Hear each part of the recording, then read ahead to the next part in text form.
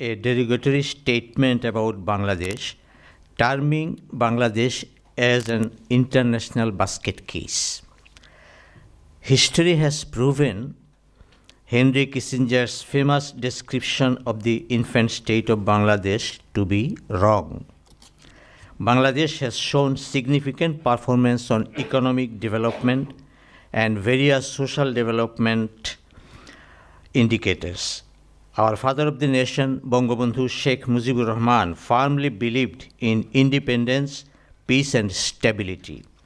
Bangladesh's social economic progress is a story of far-sighted public policies, political stability and democratic continuity, economic liberalization over the decades. Bangladesh achieved more than 6% of GDP growth in the last 15 years. Of course, the GDP growth of 2019 was more than 8%. Before COVID, during COVID, even the world GDP growth was negative. Bangladesh sustained a positive growth of around 4%. In social indicators, women empowerment, food security, poverty reduction, population control, improved health and education system are outcomes of prominent economic and public policies of our country. We are working hard to realize the dream of our father of the nation, Bangabandhu Sheikh Mujibur Rahman, who wanted to build a Sonar Bangla, that means prosperous golden Bangladesh. It envisions transforming Bangladesh into an upper middle income country by 2031 and a high income country by 2041. Distinguished participants, Bangladesh was born from the ideas of freedom, democracy, equality, justice, and inclusivity. The idea of democracy was the primary driving force, even for the very sovereignty and independence of our country. Economic disparities and social injustices during Pakistani rules led to the 9-month-long war of independence of Bangladesh. Our father of the nation, Bangabandhu Sheikh Mujibur Rahman, supported the initiatives to secure dignity of human lives. Likewise, even today, Bangladesh has been sheltering more than 1.2 million Rohingyas from Myanmar, despite constraints of resources. It is committed for not only guaranteeing the safe and sustainable return of Rohingya people to their motherland, but also to ensure justice and accountability so that the atrocities which they suffered never happen again. Bangladesh calls upon international community to work together for a safe and early repatriation of Rohingya people to secure human rights, regional peace and security. Bangladesh maintains a zero-tolerance policy towards terrorism and violent extremism. It is committed to promote peace and development across the globe. Bangladesh sponsors its flagship UNGA resolution on culture of peace and non-violence. Over the last 3 decades, Bangladesh's partnership with the UN in peacekeeping and peace-building operations has grown in depth and dimensions. Bangladesh is one of the largest troops and police contributing countries to the UN peacekeeping system. Many of our peacekeepers have lost their lives while on duty. Yet, our resolve to serve has not been shaken. Dear colleagues, while contributing less than 0.47% of global carbon emissions, Bangladesh is one of the most climate vulnerable countries. Our government has adopted the Bangladesh Delta Plan 2100, a comprehensive 100-year strategy plan to achieve a safe, climate resilient and prosperous delta. Bangladesh has been at the forefront of the global climate diplomacy initiatives. Bangladesh, as the chair of the Climate Vulnerability Forum, an organization of more than 1 billion people of the world's 48 most vulnerable countries, is sharing best practices and adaptation knowledge with other climate vulnerable countries through the Global Center on Adaptation's South Asia Regional Office in Dhaka.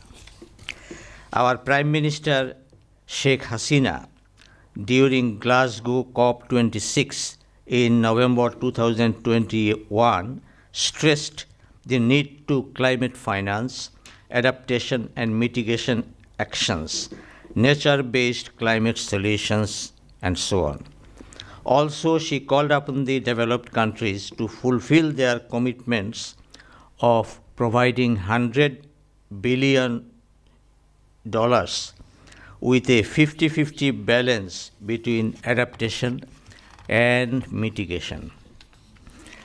Excellencies, distinguished guests, I would like to share Bangladesh's success stories in COVID management, including saving lives, supporting livelihoods, and economic recovery under the leadership of our Prime Minister. Financial packages worth $23 billion helped the economy recover quickly and post a growth of 6.94% in 2021. Bangladesh achieved the WHO target of vaccinating 70% of the total population ahead of deadline. Remember, our population is 165 million.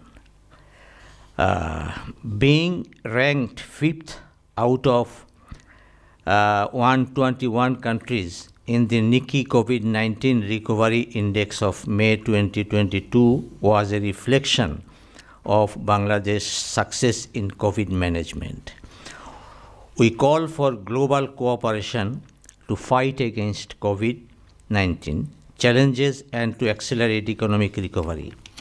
Distinguished participants, Bangladesh's geostrategic location as a bridge between South Asia and Southeast Asia, homogeneous demographic structure, present political stability, economic growth, and large consumer market can offer opportunities for trade and investment. Foreign domestic investment in Bangladesh. Our achievements in MDGs were also significant. Over the decade, our poverty rate has gone down from 31.5% to 20.5%, where extreme poverty rate is only 10.5%. Our per capita income multiplied more than threefold, now amounting to $2,824. The infant, which is higher than the per capita income of India and Pakistan. The infant mortality rate was reduced to 23.67% per 1,000, maternal mortality rate to 173 per 100,000 live births, and longevity of life rose to 73 years. We have set up many government and private hospitals and more than 18,000 community clinics all over the country to cater health care services mainly to women and children. According to World Economic Forum, Bangladesh is ranked 7th in political empowerment of women, ahead of its regional neighbors. We have given emphasis to reform our education system. We have established 20 new public, technological, and general universities in addition to 52 public universities and 108 private universities to offer higher education. Female and male school enrollment ratio rose to 53 and 47 in 2017 from 35 to 65 in 2009. Enrollment in pre-primary and primary level rose to 99%. The increasing female education has significantly lowered the rate of child marriage and social discrimination. Bangladesh is now among the 5 fastest growing economies in the world and ranked 41st in terms of GDP in the world.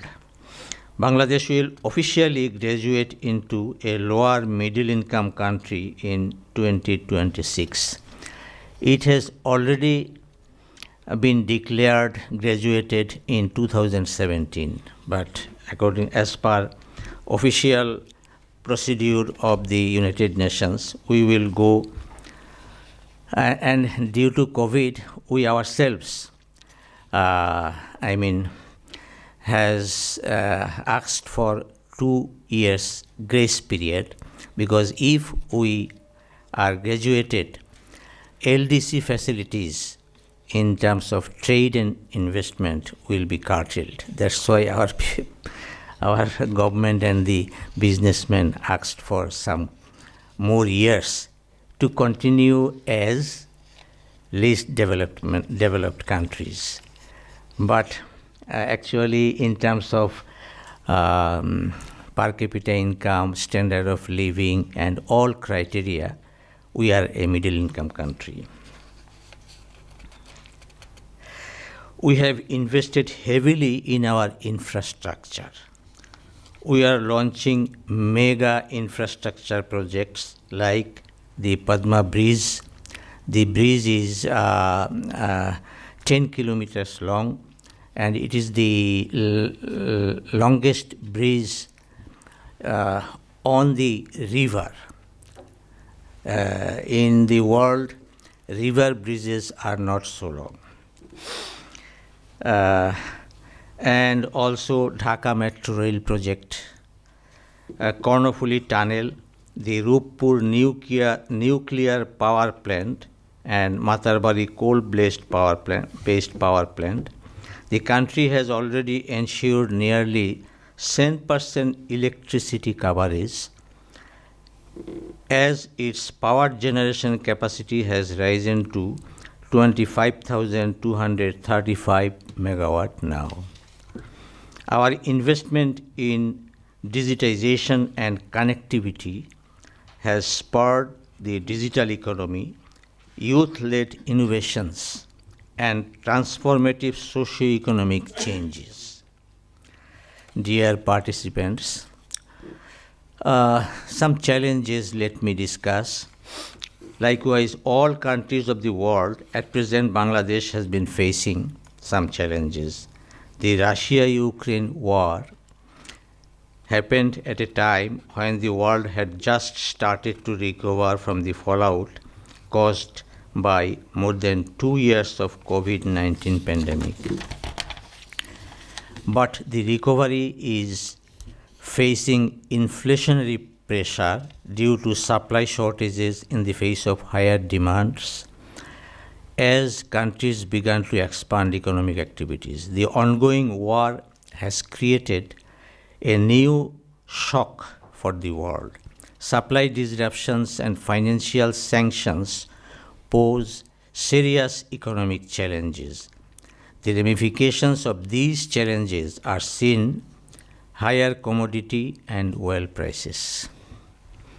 Bangladesh is already feeling the heat of Russia-Ukraine war in many ways.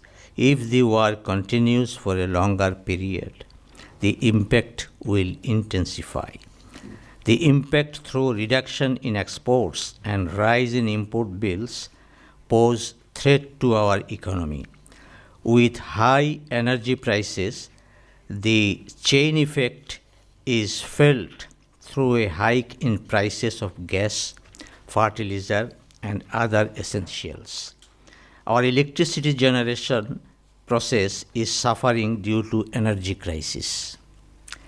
It has domino effect on our trade, investment, and employment for huge population. The war poses potential threats to peace and stability across the globe. Bangladesh, therefore, urges for restraint by all parties and to immediately resume diplomatic efforts and dialogue in order to settle all disputes by peaceful means and refrain from taking any action that may endanger international peace and security. With these few words, I like to stop here. Thanks for patient hearing. Okay, thank you. Grameen Bank was established in 1980s, early 80s, and during that time, government was also supporting its flourishment, and government also gave some funds. The idea of Grameen Bank was to empowering poor women and popularizing microcredit, and their credit realization was more than 90%. So it has been going on, but in 2010-11, there were some disputes among some of the quarters of Bangladesh, and they also the government wanted that he should be instead of being the managing director of the bank, Professor Yunus should keep himself as the advisor of the bank or the chairman of the bank, maybe the higher position, because there is an age limit to be a managing director, I mean full-time officer of the bank. That is fixed 65 in Bangladesh. He was already 70 during that time. So there was a dispute, and he went to the court. All over the world, there is an impression that Grameen Professor Yunus have been removed from Grameen Bank, but this is not partially true, not fully. And he is still the shareholder of Grameen Bank, and he runs some ventures of the Grameen institutions. For example, the Grameen Phone, the Grameen Bank Foundation has 30% share, and there are many other institutions. We are fortunate and we are happy that his idea of social business have been popularized in many developed countries as well, and they are getting popularity day by day, and as citizens of Bangladesh, we are proud of him. Thank you. Thank you. Are there any more questions? Yes. If I may be allowed, in spite of sitting here, Sure, moderator's desk, just very briefly, COVID. Thank you for having given us the details. It's a very impressive record how Bangladesh was able to combat the COVID pandemic. My question is there any movement in regards to vaccinations, any political movement that would exploit fears and concerns of the population? Because in Europe, one of the most divisive issues everywhere, also in my country, in Austria, in this country, we have now very strong groups that challenge the government because of the fear of people of the negative side effects of vaccinations, particularly in terms of the most modern vaccines that have a certain impact on the genetic aspects. Is there any such comparable exploitation of the issue by political movements? And I just would wonder what kind of vaccine Bangladesh is using, or what kind of vaccines, because that's also a very big divisive issue here in Europe. Yes. Which kind of vaccine? Let me first clarify the vaccine issues. As soon as the COVID situation broke out and the vaccines were invented or discovered, we went to a contract with India. One of the companies in India also is a co-producer of AstraZeneca, invented in the UK. So the government made an agreement with that Indian company to procure 300,000 vaccines. But when it broke out very intensively in India, they stopped the supply. So our people were very helpless situation. So we sought for vaccines all over the world. During that time, China came with their product Sinovac. So initially our people took some Sinovac vaccines, but immediately after a few months, that vaccine our people did not take, and AstraZeneca supply came from other sources. Also from Gava, we received a lot of vaccines, and our government also bought. So finally, our people got AstraZeneca, then Pfizer, BioNTech, and then Moderna. So these are now, there is no shortage of demand. Ultimately, we also got the supply from India. And the situation that you have mentioned, in many of the developed countries, there is, propaganda against taking vaccines. But in our country, no such type of propaganda. People willingly are taking vaccines. The government has done such a good thing that even in the villages, the vaccine giving centers were established, and people stood in a long queue, and every day these are the situation. And now death rate in Bangladesh is very few. This is partially because our people, even now, when the COVID situation we have improved, our people still use masks. And in the villages, there is a we have good sunshine, then some other elements which protect them from spreading the disease in the village area. and they work hard in the fields and in their laborious job.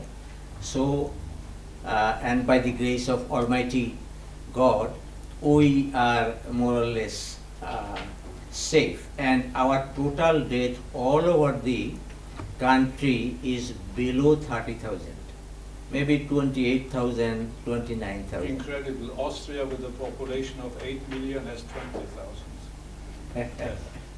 Yeah, so we have 165 million people, and our death rate is death is 28,000. Let me clarify one thing. Some of our media, international media also, and in our country also, says that if you do not examine yourself whether he is a COVID patient or something else, how could you, enumerate the deaths? Say, for example, I take 50% doubtful cases. Even then, if you add 20 plus 10,000, then even it is 38,000. Maximum 40,000 COVID death for the, criticize those who criticizes. But government official rate is 28,000. That's indeed incredible, as Dr. Kostler said. Are there any questions? Any more questions? Okay. Yes, Michael. I'd like to spread the questions across most of the thematic areas of our conference, and so I'd like to ask, based on Bangladesh and Africa. Bangladesh has over 160 million people. Africa has over 1 billion. And so I would like to understand why the various markets have not been explored over time towards cooperative development on the various regions. So what is being done in Bangladesh to try and form partnerships? Africa. Exactly, yes, please. Okay. Actually, 10 to 15 years back, there were some movement attempts for going to some of the African countries and get lease of arable lands, and our people started agriculture in some of the countries, to my understanding. But gradually those did not last long. Those who have gone, they are doing business. In South Africa also, but maybe due to cultural differences, many people did not migrate. The other thing is, we have businesses with Europe, Middle East and Asian countries. Because of the distance, maybe the businesses are not profitable with African countries. However, one of our consumer product manufacturing industries have their business in many African countries. And also our pharmaceuticals, we are very rich in producing pharmaceutical products, and Bangladesh is exporting pharmaceutical products in about 150 countries. So Africa is a good market for our pharmaceutical products, and also, as I have mentioned, for some consumer products, food items. And I think the business and the cooperation between two countries have been growing. And the last thing I want to mention, our people are very fond of cricket and football. In our football team, you will find many African players working, playing in Bangladesh. Say, for example, from Nigeria and other countries. And some of the Nigerian players have become citizen of Bangladesh. We have one more question, and I think that's the final question. Yes.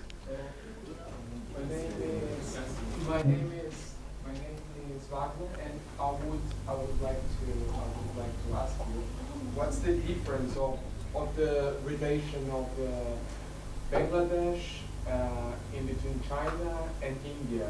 Which one would you favor in a global scale, like among the BRICS bloc?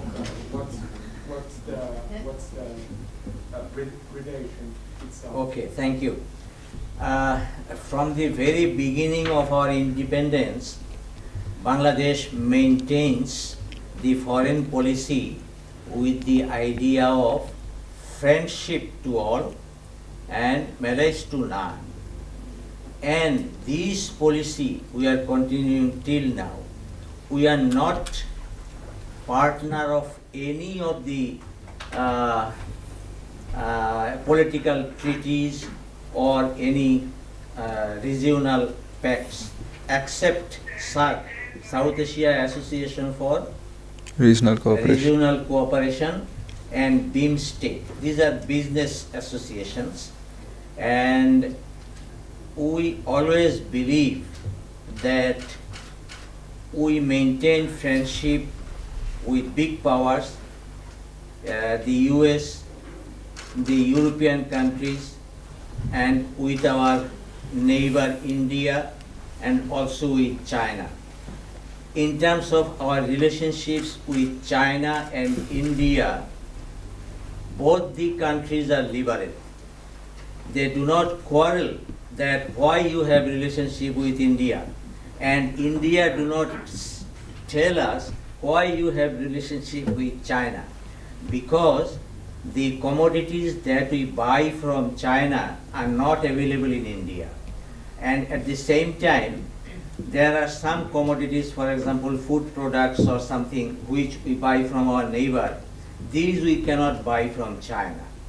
And our business, for example, trading from China and trading from India is always in their favor. That means our exports are less than our imports, and both the countries are benefited. But we are not losers in the sense that, for example, the ready-made garments. In the world, we are number 2 in supplying ready-made garments worldwide. The raw materials of these products we buy from India and China. So sourcing from China is cheaper. At the same time, in our infrastructure development venture, we float international tender, and Europe, China, India, all the countries participate. In many cases, China becomes the lowest in terms of price. So we have to give them the contract. In this way, many of our infrastructure build-up has been made by China. But you see, our country has not gone like Sri Lanka, taking short-term loans, taking infrastructure development in unproductive sectors. No. The sectors which we are now developing are income generating. For example, the Padma Bridge, it has been launched and started in 25th June last month, and immediately after inauguration of the bridge, every single day the toll collection is about